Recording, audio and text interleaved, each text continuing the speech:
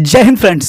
तो आज के इस इम्पॉर्टेंट वीडियो में आप लोग देखेंगे कि आपका जो बीए थर्ड सेमेस्टर है मेरे दोस्त, तो बीए थर्ड सेमेस्टर की जो सब्जेक्ट है आपकी हिंदी, ठीक है। और हिंदी का जो बीए थर्ड सेमेस्टर है उसकी जो सब्जेक्ट आपकी है क्या, हिंदी। तो हिंदी में आप लोग पढ़ेंगे क्या, लघुत्तरीय प्रश्न, ठीक है।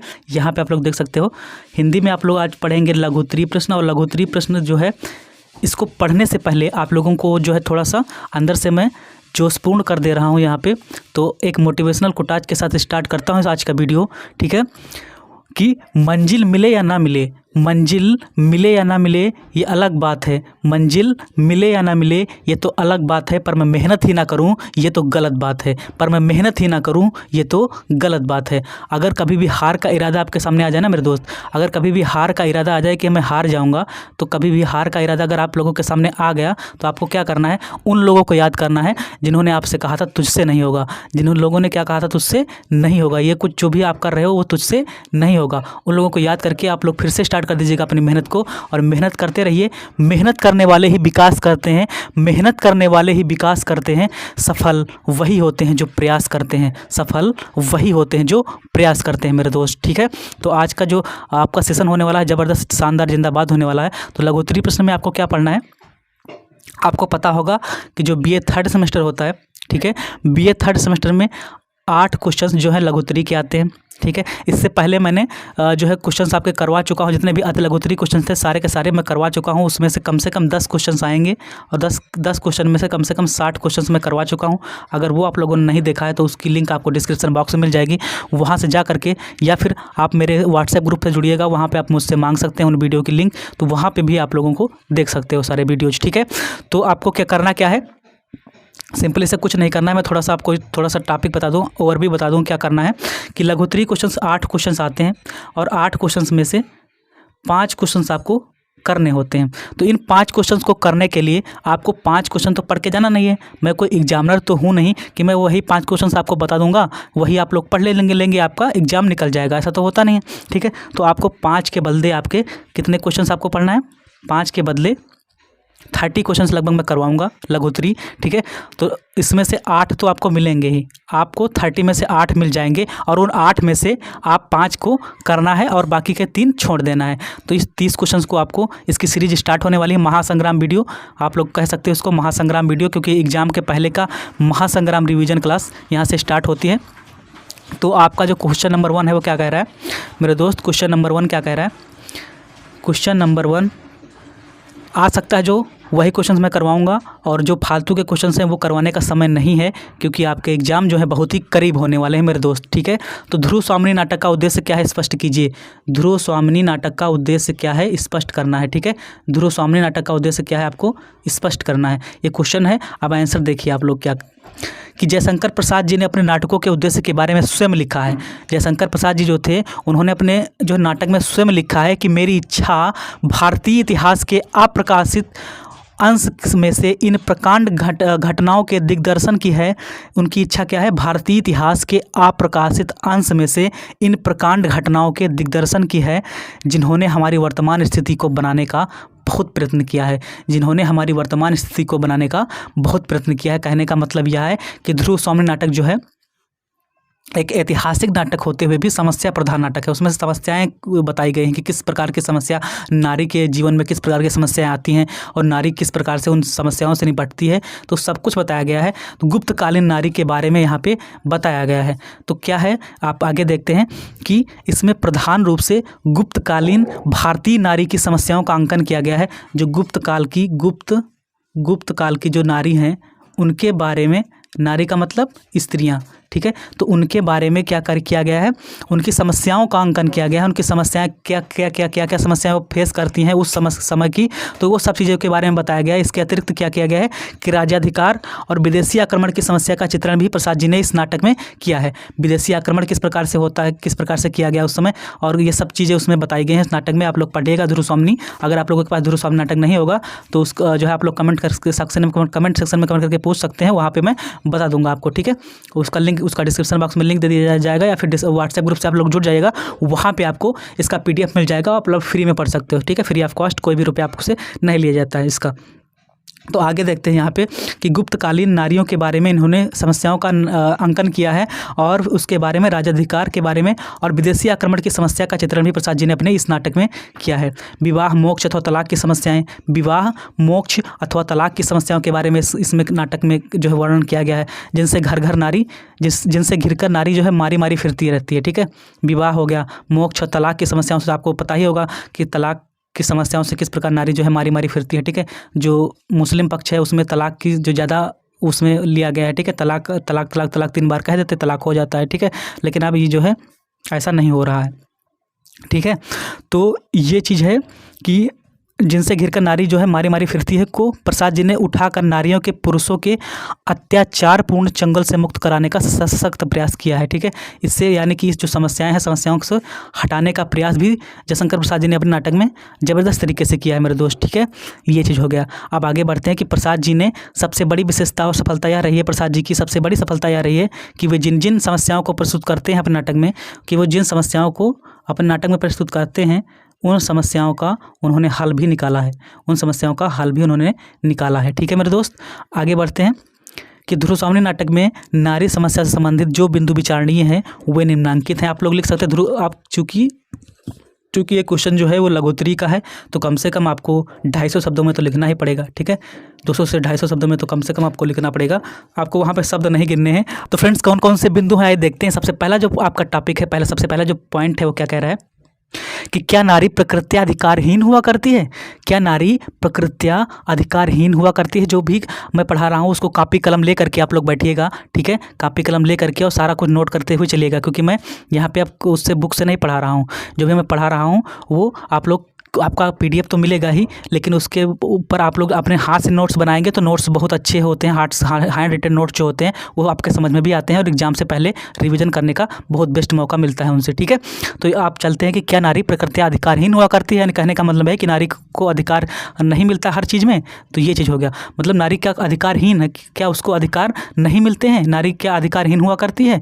क्या नारी जो है पुरुष की प्रत्येक आज्ञा का पालन करने के लिए सर्वथा विवश होती है। क्या नारी पुरुष की आज्ञा का पालन करने के लिए हमेशा विवश रहती है, क्या ऐसा होता है। ये हम नहीं कह रहे हैं, ये जयशंकर प्रसाद जी कह रहे हैं। ठीक है, तो ये आप पॉइंट है आपको जो है नोट करना है। क्या नारी पशु संपत्ति है, यानी कि पशु की तरह संपत्ति है जिस पर पुरुष मनमाना अत्याचार करने के लिए स्वतंत्र हैं। ऐसा नहीं है। ठीक है, ऐसा बिल्कुल भी नहीं है। और ये सोच रखने वाले उनके लिए जो है मैं कहना चाहूँगा क्या कि ऐसा बिल्कुल भी नहीं है, और जो ऐसी सोच रखते हैं वो बिल्कुल भी मनुष्य कहने के लायक नहीं है। ठीक है, इतना कह सकता हूँ मैं। तो क्या नारी पशु संपत्ति है जिस पर पुरुष मनमाना अत्याचार करने के लिए स्वतंत्र हैं। ऐसा बिल्कुल भी नहीं है। ये मैं नहीं कह रहा हूँ, एक क्वेश्चन पूछ रहे हैं जयशंकर प्रसाद जी अपने नाटक में। ठीक है, तो ये आप लोगों को देखना है। क्या नारी उपहार में दी जाने वाली वस्तु है जिसे उसकी इच्छा अनिच्छा की परवाह किए बिना किसी भी व्यक्ति को उपहार स्वरूप प्रदान किया जा सकता है। क्योंकि गुप्त काल में क्या होता था कि जो नारी होती थी उनको एक नारी को दूसरी जगह पे उपहार स्वरूप दे दिया जाता था। तो क्या ऐसा नारी मतलब नारी की कोई इज्जत नहीं है कि वो जो है उपहार स्वरूप उसको दिया जा सकता है ऐसा। तो ठीक है, ये सब नहीं किया जाना चाहिए, आज के युग में तो बिल्कुल भी नहीं किया जाना चाहिए। ठीक है, क्या किसी विशेष प्रकार की उपस्थिति हो जाने पर नारी विवाह नहीं कर सकती, विवाह विच्छेद क्या कर सकती है। ठीक है, मतलब क्या किसी विशेष प्रकार की परिस्थिति उपस्थित हो जाने पर नारी विवाह विच्छेद कर सकती है। क्या विवाह का आधार पूर्ण रूप से विवाह पद्धति ही है अथवा उसका और भी कोई आधार होता है। ये सारे क्वेश्चंस हमने नहीं पूछे, ये क्वेश्चन किसने पूछे, जयशंकर प्रसाद जी ने अपने नाटक में। ये बिंदु जो है बहुत ही मोस्ट इम्पॉर्टेंट पॉइंट है, कम से कम 6 पॉइंट है, 6 मैंने बताया, और 6 में से आपको कम से कम इसमें से 5 पॉइंट तो आपको लिख के आना ही है। ठीक है, ये हो गया। अब अगला क्वेश्चन है आपका, नेक्स्ट क्वेश्चन क्या कह रहा है कि उपन्यास और कहानी में अंतर स्पष्ट करना है। उपन्यास और कहानी। अब उपन्यास और कहानी में अंतर स्पष्ट करने के लिए उपन्यास और कहानी दोनों की जड़ एक ही होती है। उपन्यास और कहानी दोनों की जड़ एक ही होती है। उपन्यासकार जो होते हैं कहानी भी लिखते हैं और कहानीकार उपन्यास भी लिखते हैं। यानी कि ये जो है ये बंदा उपन्यासकार कहानी भी लिख सकता है और कहानीकार जो है उपन्यास भी लिख सकते हैं। ठीक है, आपस में जो है इंटरकनेक्ट हैं। तो कहने का मतलब ये है कि उपन्यास का आकार विस्तृत होता है। अब उपन्यास जो होता है वो उसका आकार बड़ा होता है, उपन्यास का आकार बड़ा होता है, आकार बड़ा होता है, उपन्यास का आकार बड़ा होता है, उपन्यास का आकार बड़ा होता है और कहानी का आकार छोटा होता है। उपन्यास जो होता है वो बड़ा होता है, ठीक है, मैंने बताया भी उपन्यास क्या होता है। उपन्यास जो है उपधन्यास से मिलकर बना है, जिसका अर्थ ख्याति होता है, ठीक है, समीप रखी हुई वस्तु, जैसे कि कोई पढ़ रहा हो उपन्यास तो लगता हो कि मेरे बारे में ही वो पढ़ रहा है, ठीक है, ऐसा उपन्यास ख्याति मैंने पढ़ के मतलब इससे पहले जो है आप लोगों को पढ़ाया भी है, ठीक है। तो आकार इसका उपन्यास का बड़ा होता है और कहानी का छोटा होता है, ठीक है। फिर अगला पॉइंट, उपन्यास में कई पात्र एवं कई घटनाओं को समाहित किया जाता है। इसमें पात्र ज़्यादा होते हैं क्योंकि पात्र जो है आकार बड़ा होता है तो पात्र ज़्यादा होंगे, ज़्यादा पात्र ज़्यादा, और इसमें पात्र कम होते हैं, पात्र कम होते हैं, ठीक है, ये हो गया। अगला पॉइंट नंबर 3 क्या है कि उसमें पॉइंट ज़्यादा और इसमें पॉइंट कम, लेकिन शिल्प संबंधी भिन्नताएं ही उपन्यास और कहानी का अंतर स्पष्ट करती हैं। उपन्यास में एक व्यक्ति के समग्र जीवन का चित्रण होता है, जबकि कहानी में किसी घटना का वर्णन किया जाता है। इसमें किसी एक व्यक्ति के, उपन्यास में क्या होता है, उपन्यास में किसी एक व्यक्ति के जीवन का पूरे उसमें समग्र वर्णन होता है, सारा कुछ उसमें दिया जाता है, समग्र जीवन का वर्णन होता है। उपन्यास में एक व्यक्ति के समग्र जीवन का चित्रण होता है, एक व्यक्ति के, कोई एक व्यक्ति हो गया उसके पूरे जीवन का विवरण इसमें होता है, लेकिन इसमें किसी एक घटना का विवरण होता है, ठीक है, किसी एक घटना का वर्णन किया जाता है। उपन्यास के अवान्तर जो है अन्य कथाएं भी चलती रहती हैं, लेकिन कहानी में ऐसा संभव नहीं है। उपन्यास के अंदर क्या होती है, अन्य कहानियाँ भी चलती रहती हैं, लेकिन कहानी में ऐसा संभव नहीं होता क्योंकि कहानी का आकार छोटा होता है, कहानी का आकार छोटा होता है, इसलिए इसमें संभव ऐसा नहीं है। उपन्यास के पात्रों को अनेकानेक विशेषताएं हो सकती हैं, किंतु कहानी के पात्र की एक ही विशेषता को मजबूरी के साथ उभारा जाता है। उपन्यास के पात्र जो होते हैं उसकी जो है अनेक विशेषताएं होती हैं, क्योंकि उपन्यास बड़ा होता है तो उपन्यास की विशेषताएं जो होती हैं वो बड़ी होती हैं, ज़्यादा होती हैं। उपन्यास का जो पात्र होता है उसकी विशेषताएं अधिक होती हैं, ठीक है, अधिक, और इसमें किसी एक ही मोस्ट इम्पॉर्टेंट जो उसकी समस्या होगी उसी को विशेषता होगी, उसी को उभारा जाता है, ठीक है, कहानी में। और फिर ये कुछ मोस्ट इम्पॉर्टेंट पॉइंट हो गए। और उपन्यास का पात्र जो होता है वो अपनी विविधता से पाठक की स्मृति में छाया रहता है। उपन्यास का पात्र अपनी विविधताओं से पाठक की स्मृति में छाया रहता है, जबकि कहानी का पात्र अपनी एक या सीमित विशेषता के कारण, क्योंकि सीमित क्यों होता है, क्योंकि कहानी छोटी होती है, ठीक है, कहानी क्या होती है, छोटी होती है, कहानी क्या होती है, छोटी होती है मेरे दोस्त, ठीक है, ये हो गया। अब सीमित पाठक के कारण कहने का मतलब ये है कि उपन्यास का पात्र जो होता है की विविधताओं से पाठक की स्मृति में छाया रहता है, जबकि कहानी का पात्र अपनी एक या सीमित विशेषता के कारण पाठक के हृदय में अधिक देर तक नहीं टिक पाता है। उपन्यास और कहानी में भाषागत एवं शैलीगत विशेषताओं में भिन्नता रहती है। उपन्यास और कहानी में भाषागत एवं शैलीगत विशेषताओं एवं भिन्नताएं होती हैं। उपन्यास वर्णनात्मक होते हैं, जबकि कहानी प्रभावात्मक होती है। फ्रेंड्स, उपन्यास क्या होते हैं, वर्णनात्मक होते हैं, और जो कहानी होती है वो प्रभावात्मक होती है, ठीक है, कहानी प्रभावात्मक होती है, कहानी प्रभावात्मक होती है और ये वर्णनात्मक होते हैं, ठीक है, वर्णनात्मक होते हैं। इतना हो गया क्लियर। और ना तो कहानी का स्थान आपके उपन्यास ले सकती है और ना ही उपन्यास का स्थान आपकी कहानी ले सकती है। दोनों अपने अपने जगत में अपनी विशिष्ट महत्व रखते हैं, ठीक है, अपनी महती विशेषता रखते हैं, अपनी महती विशिष्टता रखते हैं, ठीक है।